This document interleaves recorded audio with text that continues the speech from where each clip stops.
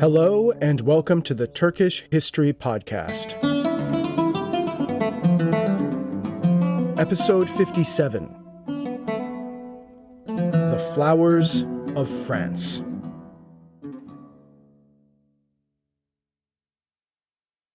Before we begin, if you have been enjoying this podcast, I'd like to ask you to please subscribe, rate, and leave a review on Apple Podcasts or wherever you get this podcast.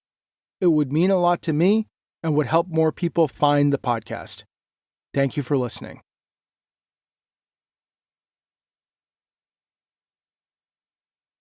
So last time, we discussed the origins and the beginning of the Second Crusade. How the fall of Edessa to Imad al-Din Zengi caused a panic in Western Europe and led the Pope to call for a new crusade. We saw two European kings, the German Conrad III and the French Louis VII, assemble two great crusading armies. And we ended with Conrad's German army utterly destroyed by the Turks, with a major assist from the Byzantines. And today, we will continue the story of the invasion of the Second Crusade, and we will see, yet again, the Romans and the Turks work together to undermine and ultimately destroy the Crusaders. Now to begin, while the Turkish armies were busy destroying the Germans in Anatolia, the French had been advancing through the Balkans. And aside from a minor spat with the King of Hungary, they made it to the Danube border of the Roman Empire fairly easily. They then crossed into Roman territory, where the relations between the French and the Byzantines were actually markedly better than those between the Germans and the Byzantines. John Kinemos says that King Louis had determined not to become unnecessarily presumptuous like Conrad, sort of chalking up the disaster that had befallen the Germans to Conrad's pride. Now, this is, of course, overselling it a little bit, but Conrad had played the difficult relationship with Byzantium exceptionally badly. Louis did a lot better, and he made it to Constantinople basically without incident. However, the route still remained somewhat tense, with the emperor setting up markets, but also shadowing the French army with heavily armed Byzantine escorts. And the word escort there is definitely in air quotes. Once in Constantinople, Emperor Manuel granted Louis an imperial audience, something that had of course been denied to Conrad.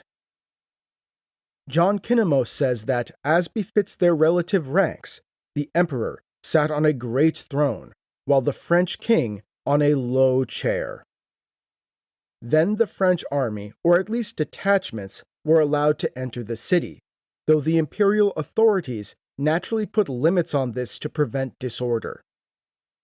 One of the French crusaders, the chronicler Odo of Douai, reported of the city, "In every respect she exceeds moderation, for just as she surpasses other cities in wealth, so too does she surpass them in vice." A sentiment that many modern-day Istanbulus would likely agree with. Odo seemed particularly shocked by the close proximity of rich and poor, filth and wealth, while seeing a city that vastly exceeded the size of any city that he would have ever seen before. However, even though the relations between the French and the Romans were generally better than those between the Germans and the Romans, there was still a great deal of tension. These tensions escalated as the French army continued to stay in the city and its environs, not departing with haste to Anatolia, something that the Byzantines were urging them to do with increasing insistence. King Louis and the French leaders demurred, and they claimed that they were merely waiting for their companions who took a slower route through Italy and the Balkans. But the Byzantines were becoming not only more and more anxious about the delay, but indeed suspicious. And they began to think that something nefarious was going on here. Indeed, Odo tells us that one of the French leaders, the Bishop of Langres, urged the French to try to take Constantinople, claiming that the great Theodosian walls were in disrepair and that the French army could seize the great city. The bishop also gave voice to what was now a widely held belief among the Crusaders: that Byzantium was Christian in name only, that the Orthodox Christians were heretics, that their emperors had betrayed the Crusaders, and that the duplicitous Greeks thus had no right to rule the Queen of Cities. And eventually, in the years to come, these arguments will, of course, carry the day. Emperor Manuel, by now deeply suspicious of the intentions of the French, was eager to get them out of his city. But he was also worried that demanding outright that they leave and cross over to Asia could provoke them into the attack on the city that many of them were clearly contemplating, as their stay dragged on far longer than it really had any need to. And so the emperor cut down on the markets, hoping that they would need to cross the Bosphorus by necessity. And despite likely hearing reports of the destruction of the German army, which was happening at exactly this time, Manuel spread the rumor among the French crusaders that the Germans had routed the Turks and had taken Konya, both implying that the road would be easy and that the French were missing out on the spoils. Manuel thus advised King Louis and the French leadership that now was the best time to cross, while simultaneously sending messengers off to Mesud, informing him of the arrival of the French in Constantinople and their imminent departure for Anatolia. Odo tells us, the army was aroused by these goads, and they murmured against the king's delay.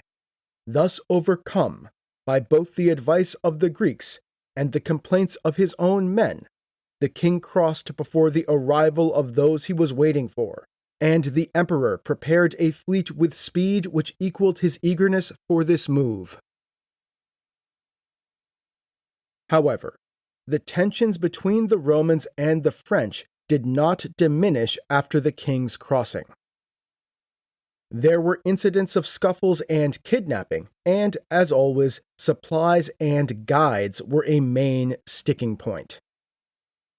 The emperor set up markets for the Crusaders, but these proved insufficient for the vast host. And in any event, the Greeks running these markets of course took the chance to profit off the French, charging them exorbitant prices for relatively small amounts of supplies. This led King Louis and the French leadership, already deeply distrustful of the emperor, to allow the men to raid the countryside as they moved on to Izmit. Naturally, this infuriated the emperor. The rising tensions between the two sides ultimately led to a tense conference at a castle somewhere near Izmit. As the remainder of the French forces arrived and kept crossing the Bosphorus, King Louis and his retainers had a sit-down with Emperor Manuel Komnenos. Manuel demanded that they turn over to him any cities that they captured in Anatolia and that they cease raiding the countryside. This was agreed to, and in return, the emperor agreed to set up markets along the route to be crossed by the Crusaders. And as his grandfather had done with the first Crusaders, Manuel extracted a hollow oath of loyalty, and helpfully bestowed money and gifts on the cash-strapped Crusader leadership. But the emperor flat out refused to send along Byzantine troops, forcing the Crusaders to be content with guides. Guides who naturally doubled as Byzantine spies and agents, of course. The French Crusaders thus departed on the road to Iznik, furious with what they saw as Byzantine treachery, heresy, and deceit. Odo captured the Crusaders' seething resentment, writing after the departure, "Constantinople is arrogant in her wealth, treacherous in her practices, corrupt in her faith. Just as she fears everyone on account of her wealth, she is dreaded by everyone because of her treachery and faithlessness." The French did not get far before their misfortunes started. As they set up camp on the shores of the Lake of Iznik, remnants of the shattered German army started streaming in. These broken survivors informed the French that instead of taking Konya, as the emperor had assured them, virtually the whole German army had been annihilated by the Turks. The French were dumbfounded by this, and they began grilling the Germans on what had happened, and were horrified to learn of the grueling march and the terrible fate of the army. Tales of the brutality of the Turks and the greed and the treachery of the Greeks spread around the French crusading army. Eventually, the German King Conrad himself straggled into the French camp and told Louis of the great disaster. Odo says that Louis mourned deeply with Conrad, and the two monarchs embraced each other and exchanged kisses, which tears of pity bedewed. The decision was taken that Conrad and the scattered remnants of his army, really at this point just his retainers and the most loyal of his knights, would march with the French. But things were not breaking the Crusaders' way.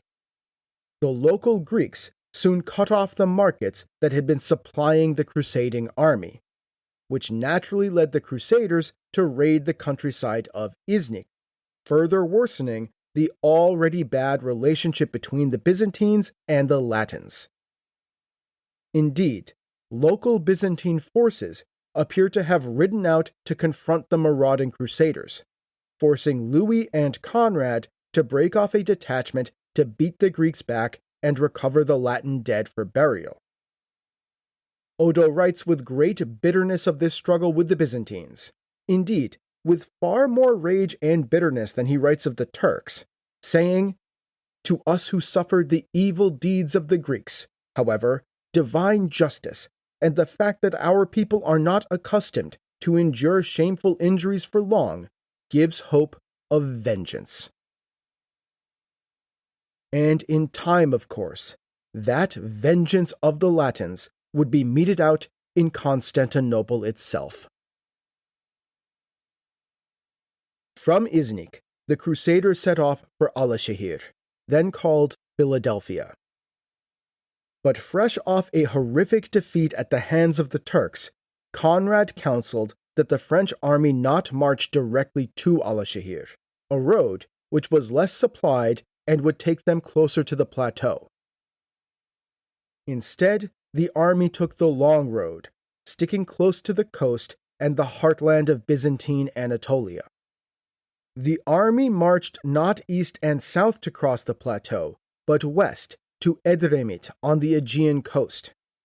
From there, they planned to move south through the rich valleys of Byzantine Anatolia, passing through Izmir before turning east and marching up the broad Meander Valley, the best and easiest route onto the plateau. However, this march down the coastline had its own hazards. Firstly, it was far longer, as it tracked the winding coastline. Secondly, marching south down this route necessitated marching up and then down the mountain ranges that generally run east to west across western Anatolia. And thirdly, though there were supplies, they would have to be seized from the local Greeks, something that was cratering the already bad relationship with Byzantium and driving the Romans further into the arms of Sultan Mesud and the Turks. So even this route, the easiest, if the longest of the routes the Crusaders could have taken, still had its hardships. The hostile Greeks continued to sell their supplies dearly to the Latins, and the Latins continued to pillage. Some humble crusaders apparently even gave up the march, and ended up as captives and slaves of the local Greek population. Eventually, in December 1147, the crusading army came to Ephesus. Once upon a time, during the Hellenistic and early Roman eras, this had been one of the greatest cities of Anatolia, home to perhaps 250,000 people. But the bay of the city had since silted up, cutting the city off from the sea, and Ephesus declined. Now it was nothing more than a village, set among what Odo of Dui called the ruins of her ancient glory. Great ruins that remain one of the most stunning tourist sites in Turkey today. Once in Ephesus, word came to the Crusaders from the emperor in Constantinople via the sea. The emperor was furious with the Crusaders for their pillaging of the empire on their march, and wrote to them warning that he would not restrain his men from taking vengeance. But he also warned them that the Turks were massing on the plateau, and he urged them to stick to the imperial castles. As always, Byzantium was playing its own game, trying to play the Turks and the Crusaders off each other. But by now, King Louis was equally furious with Emperor Manuel Komnenos, and he was not well disposed to listen to him. After resting for a time in Ephesus, Louis gathered up the crusading army and marched it out of the city, or rather the village, southeast towards the Meander Valley. This has always been the best route from the west to the plateau. The first highways up this broad and fertile valley had been made by the Hittite Empire in the Bronze Age in like 1600 BC. And of course, these roads had since been improved and expanded by the Lydians, the Persians, the Hellenistic kings, and the Romans. It was at this point that King Conrad more or less abandoned the crusade. His army had been destroyed, and he had been humbled. Of the great German army, so numerous that the Byzantine scribes gave up attempting to record its numbers, no more than a small band of retainers and knights remained to him. And now, as the damp and cool Mediterranean winter really set in, Conrad became ill. Instead of departing for the Meander Valley, he left by ship back to Constantinople, where he recuperated. With his army destroyed by the Turks, he was no longer a threat, and the emperor entertained him lavishly. Kinomos tells us that during Conrad's stay in Constantinople, their amusements succeeded one another: imperial residences, varied spectacles, horse races, and splendid receptions, whereby his exhausted body recuperated. Conrad was going to have a much better time over the winter of 1147 to 1148 than King Louis and the French Crusaders. Basically, as soon as they entered into the Meander Valley, the French Crusaders were confronted by the Turks. Now, Mesud was already in the area. As we discussed last time, he had just destroyed Otto of Freising's army in Laodicea in November 1147, at the place where the Meander Valley ended in the mountain passes onto the plateau. Now learning of the arrival of the French Crusaders in the valley, almost certainly from both Roman messengers and his own scouts, Mesud ordered his armies to enter the Meander Valley from the east and to engage the infidel. The first battle occurred on Christmas Eve, 1147. As the Crusaders set up camp in the valley, they were suddenly set upon by an advance party of Turks. The Turkish force struck quickly and managed to inflict some casualties as the Crusaders pulled themselves together, and then did the classic Turkish thing of melting away as soon as the enemy assembled.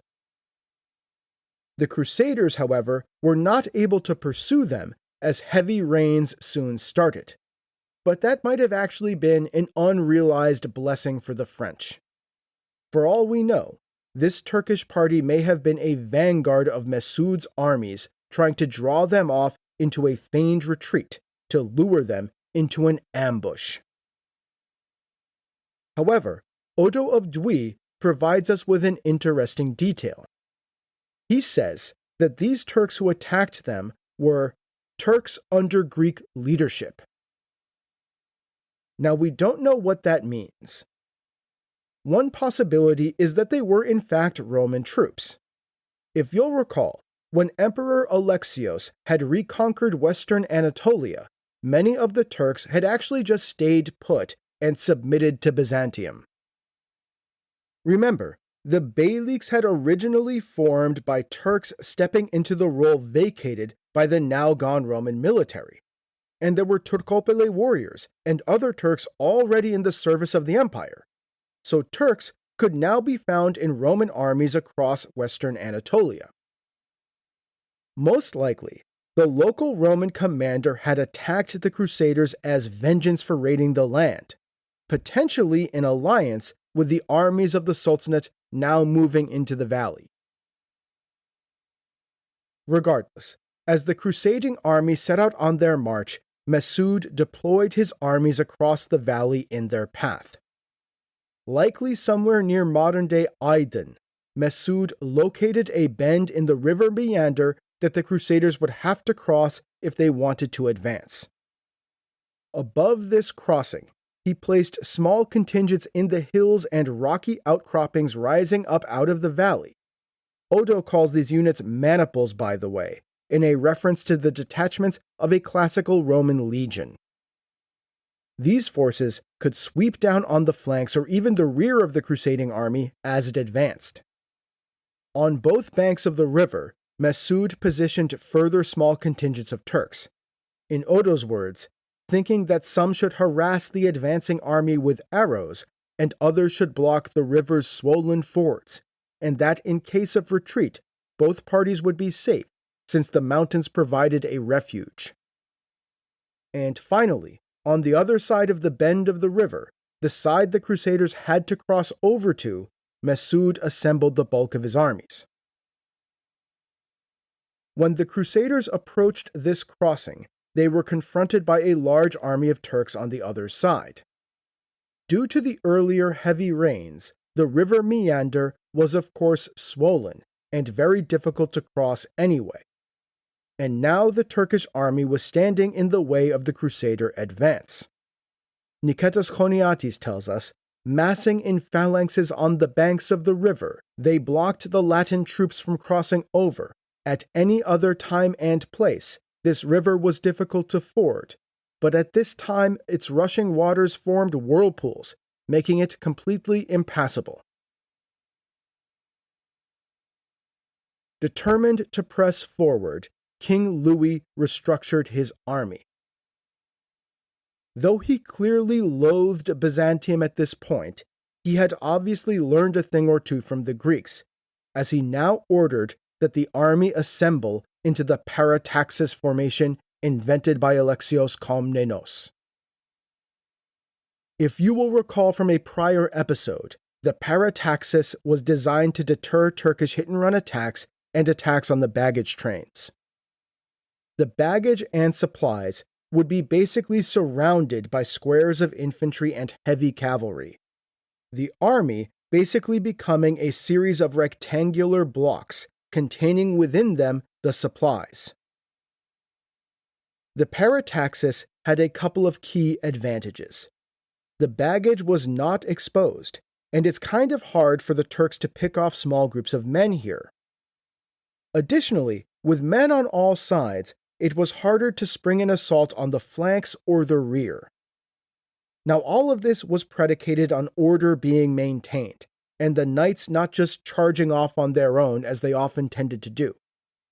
But the parataxis did have a severe disadvantage. it moved incredibly slowly. Thus, the French army began to slowly plod up the river Meander looking for a place to cross. The entire time, the Turkish maniples in the hills above the valley and in the river banks kept riding out to harry the army. Several days appear to have passed like this, with the Turks routinely striking the parataxis formations and then melting away. But the parataxis appears to have basically worked as intended, and the Crusaders endured only limited losses.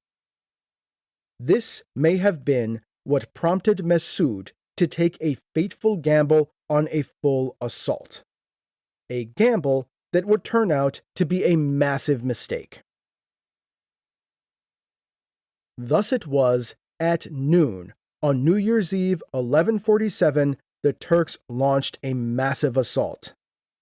As the Crusaders approached a passable fording place, a large Turkish army was assembled and sent to ride out to the rear of the Crusader army. Thus, the Crusaders found themselves basically trapped. In front of them was the river and the fording place, with a large Turkish army on the opposite bank. On one of their flanks was the river itself, and on the other flank, the hills and mountains of the valley. Behind them was a large Turkish force to stop a retreat. In short, it seems kind of like a perfect Turkish trap.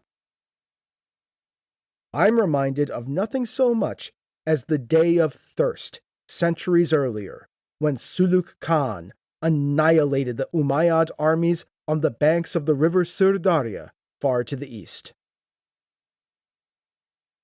The Turks then set out to provoke the Franks into a reckless charge, which they unsurprisingly succeeded in doing.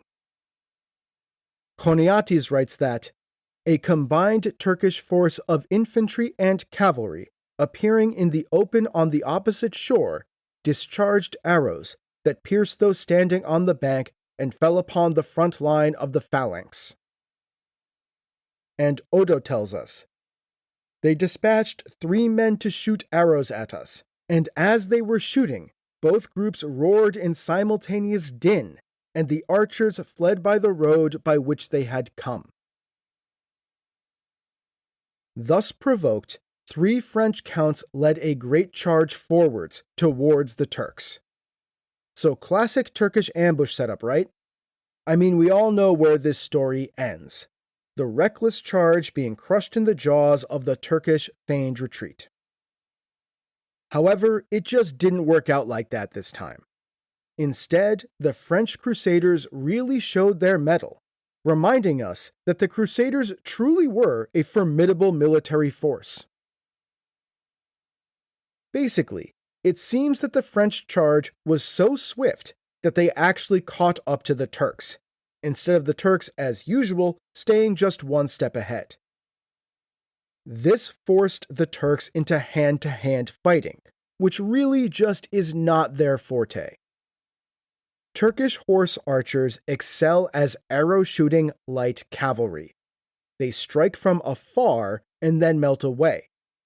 The only time they choose to fight by hand is when the enemy is broken, and they can ride in and hack them to pieces, so they don't have to waste their arrows. The Latin Knights, meanwhile, were first-rate heavy cavalry, the best in the world at the time. They won by riding in at speed, heavily armored, bearing shield and lance, and breaking their enemies with a great charge. They excelled at fighting hand-to-hand in close quarters on horseback. And once they actually forced the Turks into that type of combat, the Turks really just didn't stand a chance. Odo tells us that the Crusaders scaled the steep bank and penetrated the rain of arrows and the Turkish throng more swiftly than can be told, and that the Turks were pushed back into the cavernous mountains, those whose swift horses enabled them to escape. The Turkish army basically disintegrated and fled back to the mountains and further east up the valley. Turkish losses appear to have been quite substantial. and crusader losses extremely minimal. Niketas Choniates writes that the bodies of the fallen Turks completely covered the plains, the ravines overflowed with their blood. Although arrows were shot at many of the Franks, only a few were struck down and slept the sleep of death. These lopsided results appear to be borne out by Odo's account, because he writes of only one noble being killed, an indication that crusader losses were light or even minimal.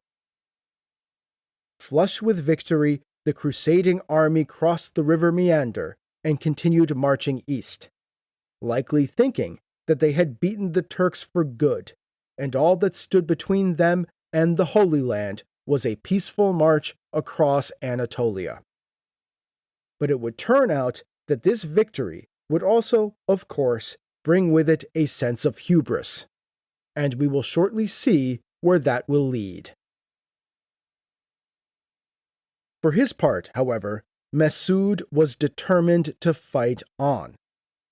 The Battle of the Meander had been a disaster, but not such a disaster that the war was over.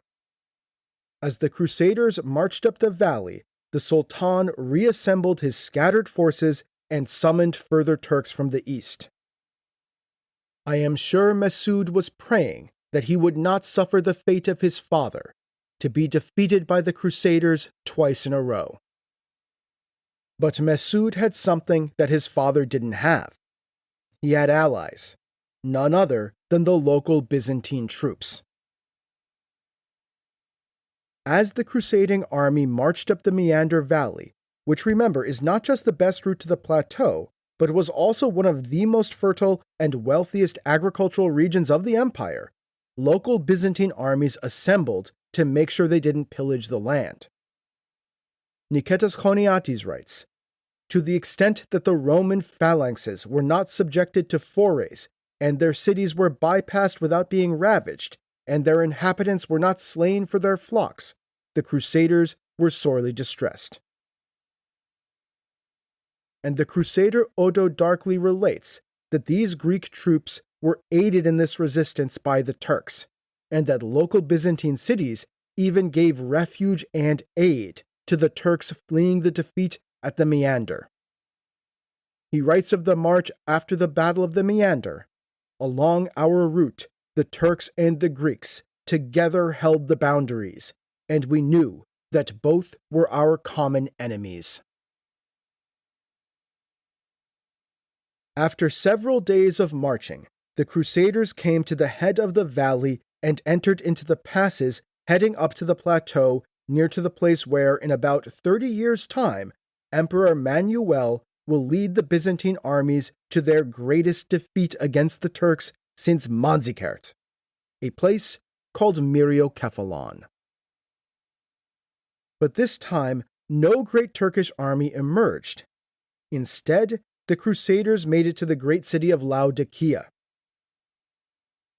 Laodicea lies right next to modern-day Denizli, in the same valley as the famous thermal springs and fantastic blue and white mineral pools at Pamukkale. There, the Crusaders rested for a day before renewing their journey, likely by now intending to march onwards towards Antalya, and from Antalya along the southern coast towards Cilicia. However, their victory at the Battle of the Meander had filled them with hubris, what Odo calls our stubborn self-confidence.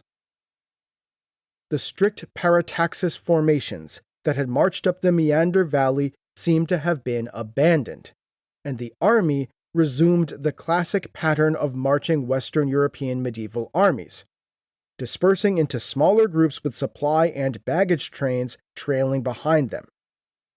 And this ultimately would lead to Mesud and the Turkish army getting another shot at defeating the infidel, because instead of disappearing, Mesud had regathered and reinforced his armies, and was now positioning his forces between Laodicea and Antalya. But the Crusaders had other enemies as well, most importantly the Byzantine governor at Laodicea. If you will recall from last episode, this governor had previously betrayed King Conrad's half-brother, Otto, the Bishop of Freising. He had led Otto and his army out of the city, promising to lead them through the passes, but had actually conspired with the Turks to lead the Crusaders into an ambush. Otto's whole army had thus been destroyed, and now, of course, this commander was extremely unhappy about the arrival of this larger French army. Yet more Latin barbarians arrived to pillage the district, and ones who would of course be furious to learn of his prior method of disposing of crusaders. Knowing that it would be impossible for the French to find sufficient provisions on the 15-day journey through the mountains to Antalya, he emptied Laodicea of provisions. This left the Crusaders with a quandary. They needed provisions, but confiscating what was left in the city from its residents or raiding the land would only infuriate the locals more. But without options, the Crusaders basically took what they could and tried to get the locals to show them where the food was removed to by the commander. And a bunch of Latin barbarians showing up and asking in broken Greek where your food is made the Crusaders just about as popular with the locals as you would think. Thus, as the Crusaders left Laodicea, traveling east and south, they noticed parties of both Greek and Turkish soldiers shadowing the movements of the army and moving ahead of their path.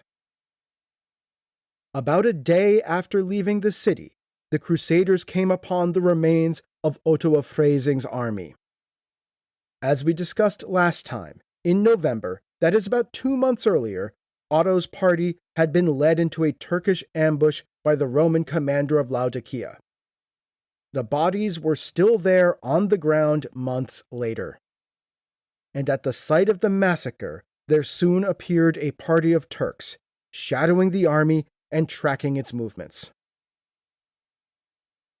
Odo of Dui describes the morbid spectacle, claiming, "In that place were the mountains, still stained with the blood of the Germans, and there appeared the very enemies who had killed them." And it was here, at the site of the November massacre, that the seeds of the next great Crusader defeat were planted. Because it was now that one of the French counts, a man named Geoffrey, took a portion of the army and basically charged off, recklessly leading the vanguard of the army away. The army, thus divided, left the gory scene of the site of the massacre of the Germans, ultimately coming to a mountain known to the Latins as Mount Cadmus. Almost certainly, this is one of the mountains around modern-day Honaz, then called Kone. The vanguard reached Mount Cadmus on the morning of January 6th, 1148, and quickly and recklessly moved up the hill through the pass, with the rest of the army not arriving until noon. Geoffrey, the leader of the vanguard, reached the summit of the pass, but then decided that a nearby small plateau would be a better place to make camp. He thus rushed forward and made for this small plateau. But this left the rest of the army still approaching the mountains separated from the vanguard. King Louis was with the rearguard. The Crusader army thus became spread out as they attempted to climb the mountain, with the vanguard almost completely separated and busy setting up a forward camp. Odo says that this earned Geoffrey, leading the vanguard, what he calls our everlasting hatred. At the same time, the marching infantry in the middle of the army was now without protection from the front, and of course began to tire out as they climbed the steep mountain. Thus they started clustering together, with the march up the rocky mountainside slowing to a crawl. Meanwhile, in the increasing confusion, the pack horses began losing their footing and falling down the mountain, dragging with them the already meager supplies of the army. And as the situation deteriorated, as the men and horses began to slip, rocks and scree became discharged, thus raining down on the men below and causing further damage and confusion.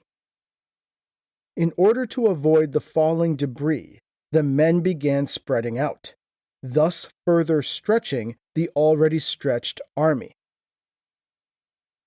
And it was of course now, with the enemy in a perilous state, that Mesud struck.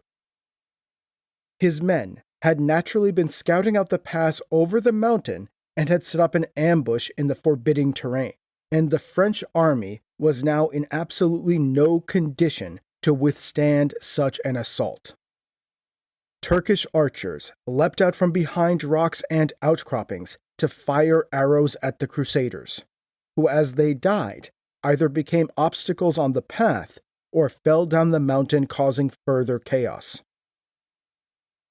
And it seems that the Turks yet again had allies in this.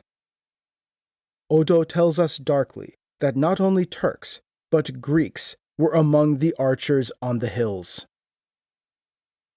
The attacks on the infantry shut down any further advance, as the French army basically fell apart in confusion and chaos. As afternoon began to drag on, the army on the mountain collapsed, and mass butchery commenced. Turks and Greeks rode or jumped down on the hapless crusaders to kill them with the sword. Odo tells us, they crossed against us, since they no longer feared the vanguard and did not yet see the rear guard. They thrust and slashed, and the defenseless crowd fled or fell like sheep.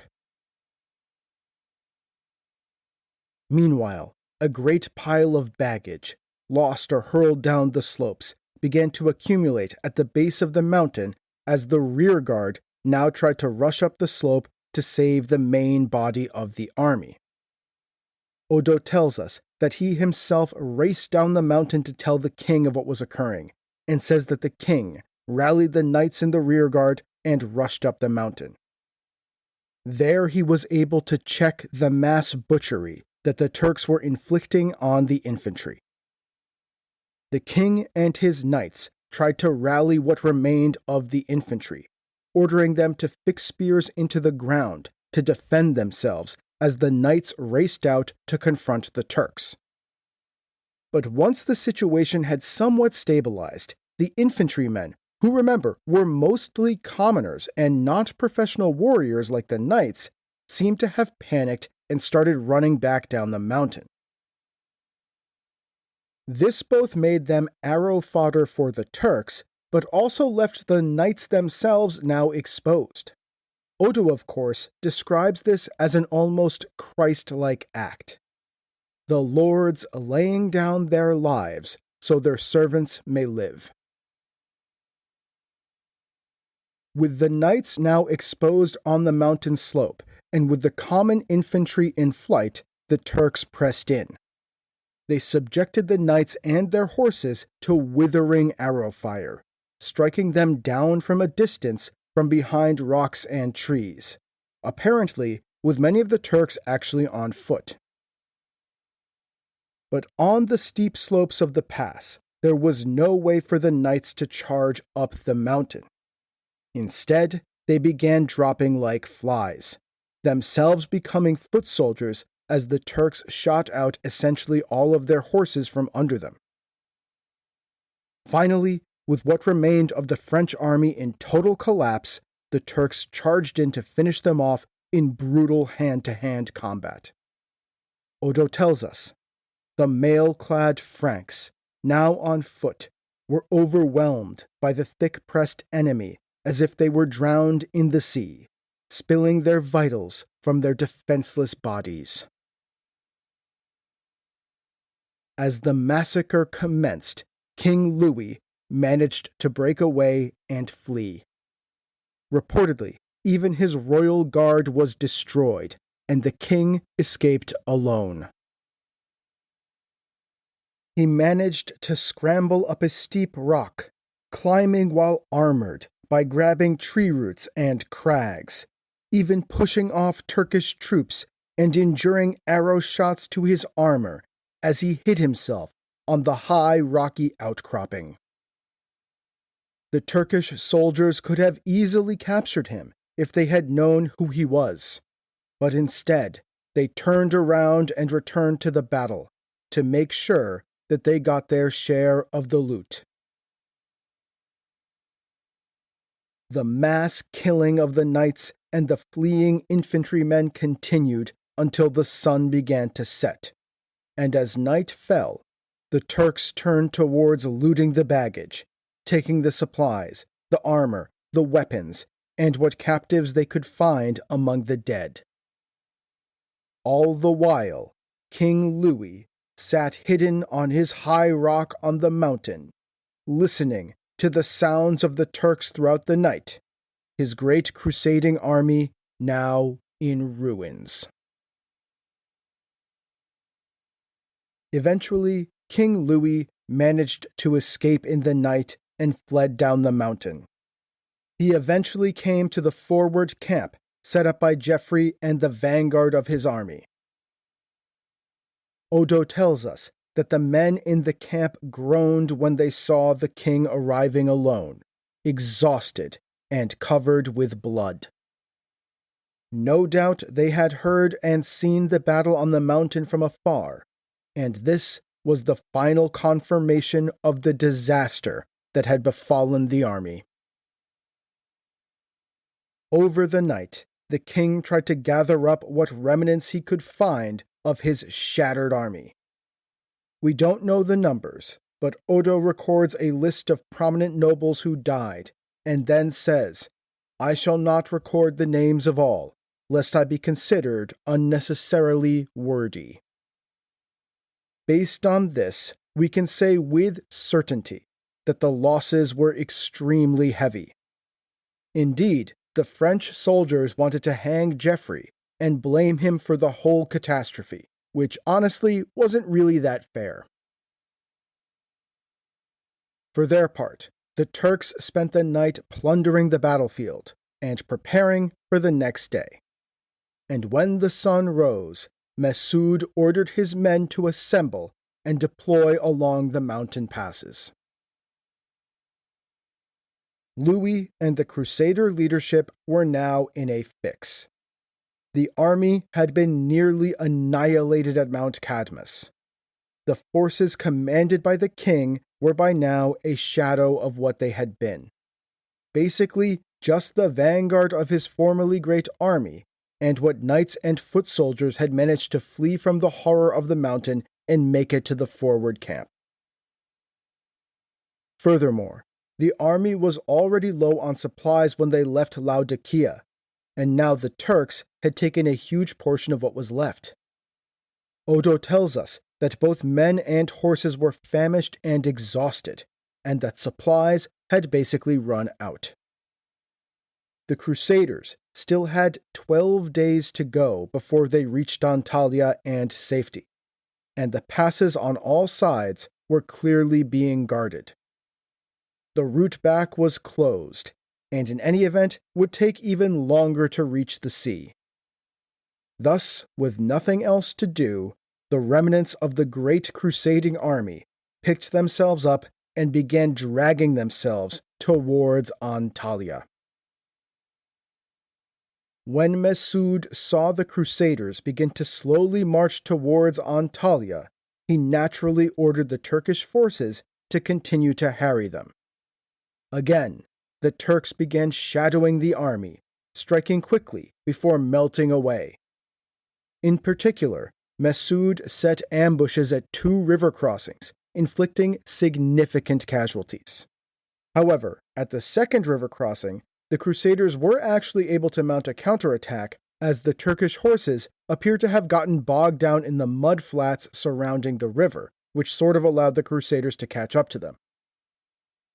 Odo tells us that, upon reaching the mudflats, many Turks found death and a grave in a place suited to their filthy natures. But despite some successes on the march, the Crusaders began to suffer mounting casualties, and more importantly, their supplies basically ran out entirely. See, Mesud had copied a tactic from his father Kılıç Arslan, the scorched earth policy. Just as Kılıç Arslan had despoiled the land in front of the first Crusaders' advance on Konya, now Mesud ruined the land in advance of the second Crusaders' march on Antalya. But whereas Kılıç Arslan had set fire to the fields of the flat plateau of central Anatolia, burning to the ground the wheat and the barley, and despoiling all of the wells, Mesud accomplished this in a less destructive manner. See, this region of Anatolia, the mountains to the north of Antalya, is not really very arable. It is not really a land of farms, but mostly a land of mountains, valleys, stunning lakes, and forests. Instead, this is some of the best mountain grazing land in Anatolia. Indeed, today it is one of the few homes of the last nomadic Turks who live in Anatolia, the Yörük. Now, of course, Mesud did order what farms there were to be set alight, but he also ordered that the herds of the region be gathered up and driven in front of the plodding Crusader advance. This meant that the herds would not be available to the Crusaders, but also that the massive number of herds would consume all the grass and the produce of the mountain valleys, leaving nothing for the Crusaders' horses and pack animals. Odo tells us that as a result of this scorched earth policy, the army's horses began dropping dead of exhaustion or hunger, or just refusing to march further. Unable to carry their supplies and provisions without the animals, the Crusaders began to abandon tents, arms, packs, and even food as they miserably marched towards Antalya. Finally, the men began killing and eating their starving horses. This, of course, was an act of great desperation, killing the mounts that the knights needed to make war, and the pack animals the army needed to carry their supplies.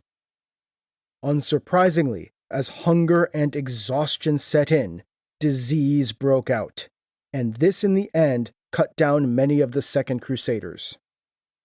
Ibn al-Qalanisi writes of the army that marched towards Antalya from Mount Cadmus. Death and slaughter commingled with the Franks, until a vast number of them perished, and their sufferings from a lack of foodstuffs, forage, and supplies, or the costliness of them if they were able to be had at all, destroyed multitudes of them from hunger and disease. And Odo of Dwi further tells us that it was not just Turks despoiling the land and attacking the Crusaders as they marched towards Antalya, but also Greeks. He writes bitterly, "The Turks and the Greeks were planning our destruction in many different ways, for although they were formerly enemies, they entered into an agreement for this very purpose."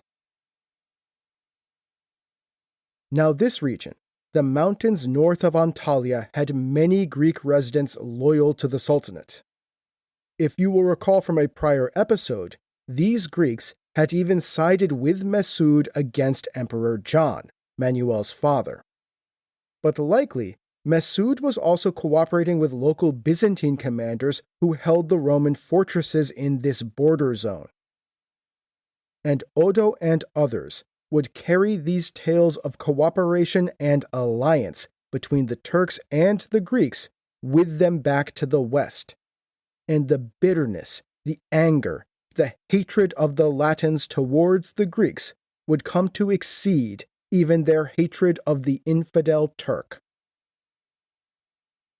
Such was Odo's bitterness towards the Byzantines that when he later wrote his history, he refused to even write the name Manuel Komnenos. Instead, he called Emperor Manuel merely the Emperor of Constantinople, throughout his history, saying that he could not bring himself to write down the hated name of Manuel Komnenos because it is not recorded in the Book of Life. Even the Turks are not given such a treatment by Odo, and indeed in general to the Crusaders, the Turks were seen as savages and infidels, but still respected on some level as great and honorable warriors. Something like the noble savage of earlier Greek and Roman and later European writers. Whereas the German and now the French Crusaders had come to see the Greeks as something far worse, as traitors, as heretics, and even as cowards, hiding behind their walls and using the savage Turks to destroy their so-called friends in Christ. And this bitterness and hatred will, of course, ultimately end in the Crusaders marching on Constantinople itself. Finally, the French army straggled into Antalya, the great city of the south coast of Anatolia controlled by the Byzantines. The army that had begun the march east as one of the greatest crusading armies in history was now a shadow of its former self. It had lost untold men, supplies, horses, and its pride and confidence. It was now in no position at all to launch a war in the Holy Land. Indeed, the army had been almost entirely destroyed. Odo bewailed bitterly that the flowers of France withered before they could bloom in Damascus. And though King Louis would grimly march on to the Levant and even attempt to take Damascus, the fate of the Second Crusade had been sealed. There was no real chance that this broken army could seriously contest the rising Muslim powers in the Levant. The virtual destruction of the Second Crusade rightly stands as a true moment of triumph for Sultan Mesud, and as vengeance for his father's humiliation. Kulich Arslan's hubris had brought the Sultanate to the edge of destruction, and had allowed the Crusaders to cross Anatolia, to strike a grievous blow against the lands of Islam, and to establish the Crusader states of Outremer. The Turks of Anatolia have often called themselves the Shield of Islam, the protectors of the Muslim world from the infidels to the west and the north. A generation ago, Kulich Arslan had failed totally as a shield bearer, failed to even raise the shield. Not so with his son Mesud. This time, the Sultan had been ready. Mesud assembled the Turkish armies of Anatolia and marched them out to annihilate not one, but two massive Crusader armies. First the German army on the plains of Dorylaeum, and then the French army at Mount Cadmus. In doing so, he avenged his father's grievous defeat and earned his place among the greatest Sultans of Rum. Because it was here, in destroying the infidel invader, that Mesud saved the Sultanate, and indeed saved the lands of Islam from a full-out Crusader invasion. The First Crusade had brought the Sultanate of Rum to the edge of destruction, and seen the establishment of the Latin states of Outremer. The Second Crusade saw the reverse, the almost total destruction of the crusading armies, and, it would turn out, the fate of Outremer being effectively sealed. Because as we will see, from here on, there is going to be no way to really stop the Muslim reconquest led by the Zengids, and, in time, Saladin. Mesud I, the Sultan of Rum, thus won his place in history as one of the greatest Muslim heroes of the Crusades.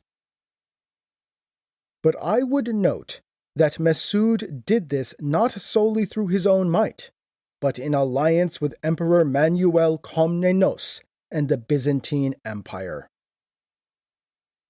Even now, in the age of crusade and jihad, the Turks and the Greeks had reached out across the religious divide and worked together to defeat their common enemy. And this will not end. Indeed, the alliance between the Roman Emperor Manuel Komnenos and the Roman Sultan Mesud I will continue. So next time, we will continue the story of Mesud, the longest reigning Sultan of Rum, as he returns to Konya triumphant, now a Ghazi warrior, a leader of the great jihad.